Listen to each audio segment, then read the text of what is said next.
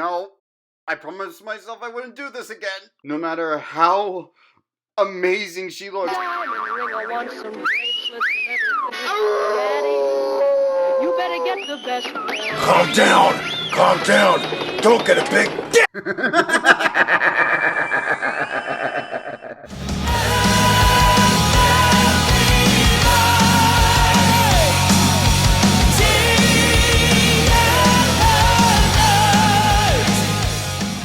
Hello everybody, how's everyone doing?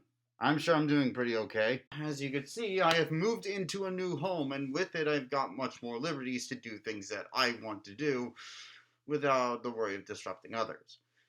Now, the first thing I'm going to be talking about is the current state of the Kamen America universe, its current story, and everything around it in the background. With the current arc going on with the new Kamen America Volume 5, of Soulfinder and Black Ops crossing over with Kamen America with this graphic novel, or comic, whatever you want to call it. I'm stupid. Not least, the new information given from us by Mark and Tim about the mysterious new character who will enter this universe, the copywriter. And everyone here from Rep Boy Bill and his friends who I've interacted with should have a good indication who this guy is a parody of. Where do we begin? Well, ever since Vicky, aka Vermilion Masquerade, has been locked up and is doing time in a very eccentric way, which the Black Ops crossover comic will cover, the Kamen Corps have been on a roll. They've been winning hearts of the public, they've been getting recognition, and two characters have began to become quite fans of them, and have even asked them to design new outfits for them as they broke off from asshole Lansky. And yes, unfortunately, that son of a bitch is still out there working with big international corporations to sell their own superheroes, which the recent batch is the Zenigers, or Zenigers. I can't pronounce it at a drop of a hat, really. But they're out there trying to make Kamen America look bad by making them look like a bunch of closed-minded bigots because they are putting America first. But what do you expect from a sleazy, sycophantic opportunist like Lansky? Oh! You can't do on your balls! Shut the fuck up! So, yeah, and during this time, we've also been introduced to a new menace. A race of robots that can absorb elements and use them as weapons and can disintegrate. And during this time, we see a bunch of inner conflict within the Corps. Notably, Carly being hesitant to work with other corporations, especially international ones, due to her principles, and also trying to remember about Vicky and what led her down her dark path, and trying to think, maybe I need to be a little more attentive and not so aloof and obtuse. Though, of course, this leads to her a little bit conflict with Kimiko, because her father runs a ramen corporation and they want to help her. And it's just getting a little bit of heat. And let's not forget the whole little love triangle between Misha, Siggy, and Carly. And speaking of Siggy, that will come to discussion about copyright later on down the line. So we now have a rivalry between Kimiko and the Water Ranger of the Zenigers group, and it's becoming quite clear that they have something to do with this. In fact, later, spoiler alert, it's revealed that the corporation that Sylvia's mother runs is responsible for the robots and the Rangers, and is doing this as one big publicity stunt. And oh boy, something tells me that's going to really cause a lot of internal strife within the Kamen Corps. Among other things, which once again leads to the copywriter.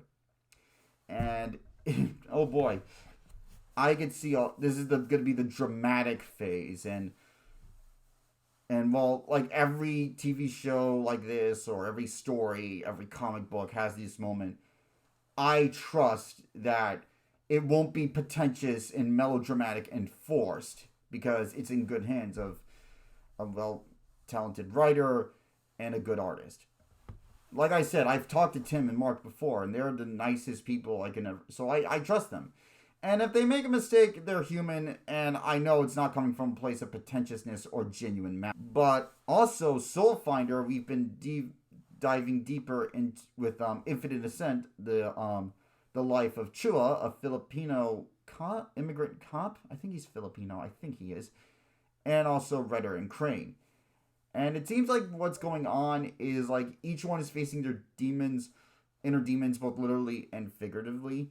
We had Redder with the first one, and then I don't know. It's the second volume didn't really focus on anyone, but rather than the mission, rather than the characters. At least as far as I last time I read it, I may have to read it again. And the third one's on Chua. So my best guess is the next one will be on Father Crane. And speaking of which, we also, with the Black Ops, we seem to be getting a real kind of Suicide Squad-esque scenario with Vicky and Kamina Lovakova, aka Hair Trigger, being part of that group, and an introduction to a more nastier version of Usagi, or USAGI, you want to call him. A black-furred jackalope by the name of Jackknife. And he's partnered with Kamina, who had hunted down most of his kind. That's gonna be fun. Fuck you! And it is fun to watch a little bit. We only got a little bit, but we got more to see of these guys, so I'm sure it's gonna expand more. And we've also gotten introduced to a newest member of this group, this special group. The Jersey Devil, who was a human, but being in the womb of his mother, was tampered around with the Flatwoods monster, and he was just abandoned by the hospital after his mother died. Damn.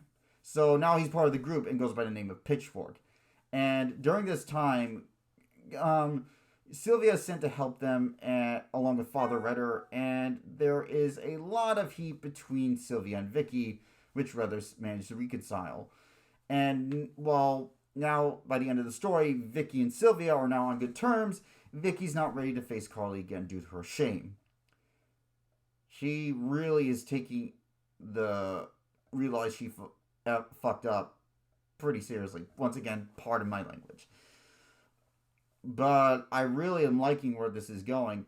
And I'm also looking forward to those two new characters who showed up in Volume 5. Marmot Maiden and Chad Kaiser, Ace Tosteron, who were two people who used to work for Lansky, but after, with the webtoon comics that are provided, show that he kind of treated them like shit too. So they both basically told him, Fuck you! And they decided to hightail and go off do their own thing.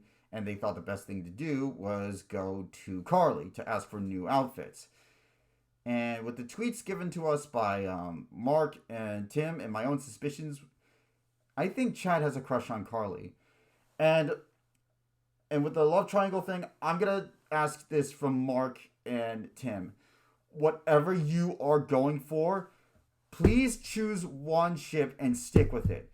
I'd rather, and this is just subjective, you don't have to follow it, and if you decide not to, I'm not going to hold anything against you. This is your story, your choice, but if you're going to go with Misha and Siggy and Carly with Chad, just stick with that. Don't do this thing where Siggy and Carly are on and off. Like, don't be like Jim and Pam from The Office where they're just like, yes, no, no, yes, yes, but no, no, but yes. Just don't do that. I'm sorry. This is nothing personal. This is just me personally in terms of taste. I hate when shows do that. It gets really annoying, and like, or maybe you got some way to do it without it being too long or contrived, which leads to my discussion about the copywriter. Just whatever you do, please don't do this all around the mulberry bush thing. It just this ring around the rosy.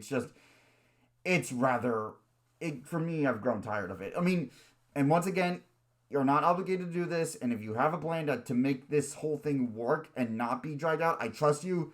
I just ask you, if you got the ships planned out, don't slow burn them for too long. It's getting really tiresome for a lot of people. That's super frustrating. And now, finally, that leads to our last thing to talk about for tonight. The mysterious copywriter that was revealed to us on Twitter, anyone who's been following Mark and Tim. And I'm calling it right now as Sailor Moon has been an inspiration element along with Captain Marvel for Kamen America. This copywriter is our respective tuxedo mask, and I'm saying it right now. That's Siggy. It's Siggy, but also Badger. I think there's something like my theory is how something happens, and now like Siggy and Badger are bonded.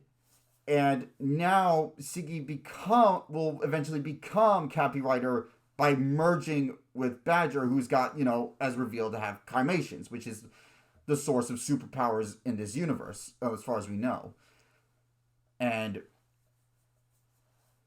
what I think is going to happen to Siggy in Volume 6, if anyone's familiar with Kamen Rider, the first Showa Riders were mostly cyborgs who were augmented by an evil organization, at least a good chunk of them. Some of them weren't.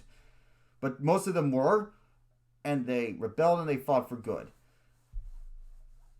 What if something like that happens to Siggy? Almost like, if anyone's not familiar with Kamen Rider, it's almost like the Bucky Winter Soldier scenario. What if Siggy, this is a potential spoilers, what if Siggy seemingly gets and they leave and like they maybe he's supposedly dead in the hospital or he's buried, I don't know, and maybe Badger the capybara comes along and either in a freak accident merges with him or worse. I don't know, this could be, maybe this is going too dark. I don't know how dark how Mark or Tim are tend to getting. I mean, it's part of Soul Finder and that's pretty dark, and Black Ops covers a lot of issues, but what if the bad guys who Lansky is working with decide to play a little body snatching, snatch Siggy and Badger, and decide to play a little Frankenstein? They turn him into the copywriter to be part of their advertisement. It's almost like a RoboCop scenario. Like Siggy has been turned into a product against his will. Like Murphy and RoboCop got turned into RoboCop, and he was like forced to program to obey OCP, and he enforced the law except for OCP officials.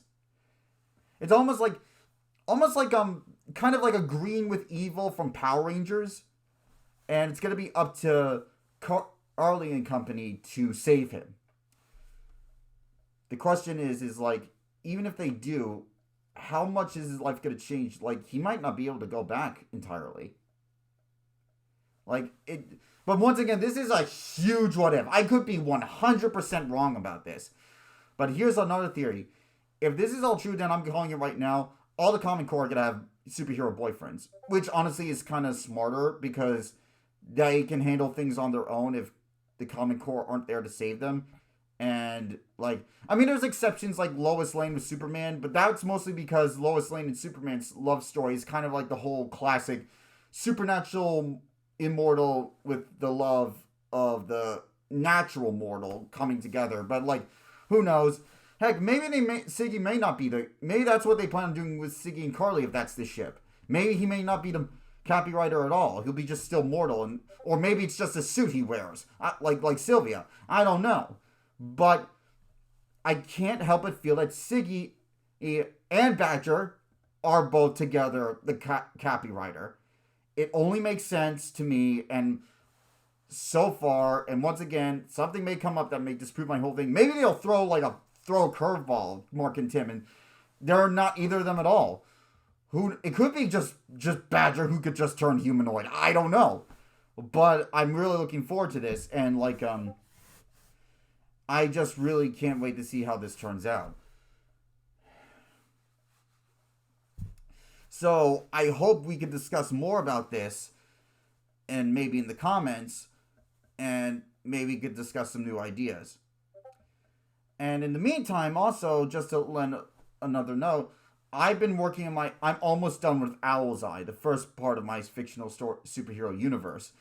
And I've got some talented artists, one by the name of Cosmic Waffles, who does a really nice art, and he's been doing the comic. He's been translating the script to comic book format, and also a little help from an editor by the name of Marcel, aka Dandyman. And once I get everything all sorted, I'll have a narrated version up here on YouTube, hopefully. And I really look forward to sharing it with you all. So until then, have a good evening, morning, afternoon, or whatever time of the day you're watching this. And remember, Comedia es Transcendence.